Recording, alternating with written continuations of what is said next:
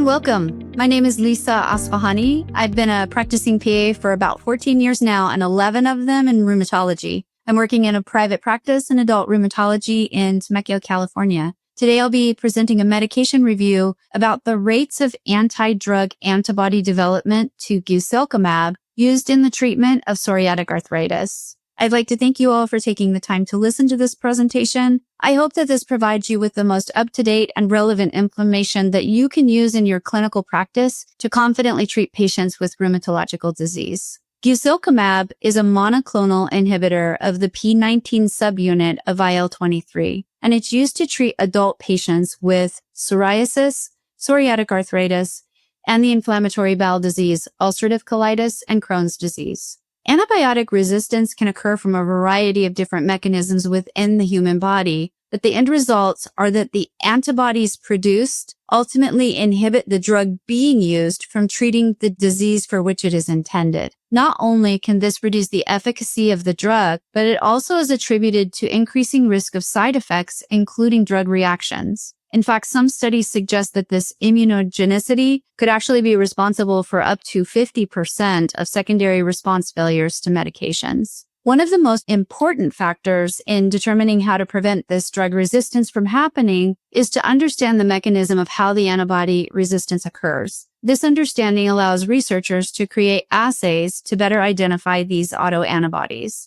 In the Journal of Pharmaceutical and Biomedical Analysis published in September of 2022, they went into discussing two separate specific assays developed for the detection of anti-Guselkumab monoclonal antibodies. And using an ELISA assay, researchers discovered there are 8 different antibodies that showed a neutralizing capacity of greater than or equal to 65% of patients treated with this medication.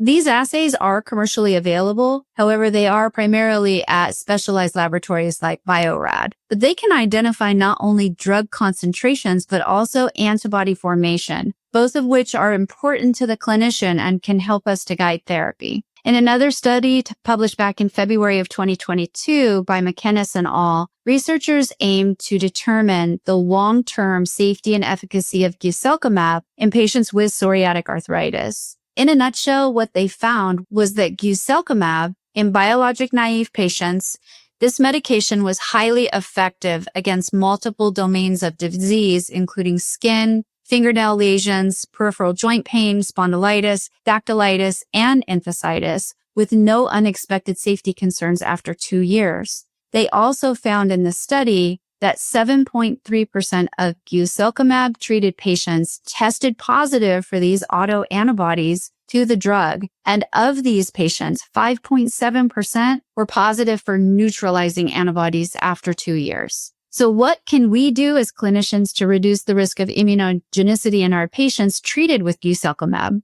The truth is that there's simply not enough information out there right now to definitively suggest one strategy over another. But what we do know is that concomitant immunosuppressive therapy, such as methotrexate, as in other biologics, can potentially improve long-term outcomes. However, this dosing is not well established for Guselkumab. Another thought is that perhaps pre-treating patients with prednisone or steroid therapies may help in preventing immunogenicity. More research is definitely needed in this area, though. But I know as a provider, this doesn't seem like a feasible option, since steroids are really the bad boys in medicine, the ones we love to hate. And we often try so hard to try to avoid these in our patients. I believe that regular and consistent dosing is another good option, and it's been shown to improve drug efficacy over time. One final suggestion is to improve access to these drug assays through therapeutic drug monitoring, especially in those patients who we might identify as having a high risk for developing medication resistance. Once again, I'd like to thank you for your time and attention. I hope this information has been helpful. Please feel free to reach out to me, download the RhAPP app, Rheumatology Advanced Practice Providers, or download the ACE app if you have any other questions or concerns. Thank you again.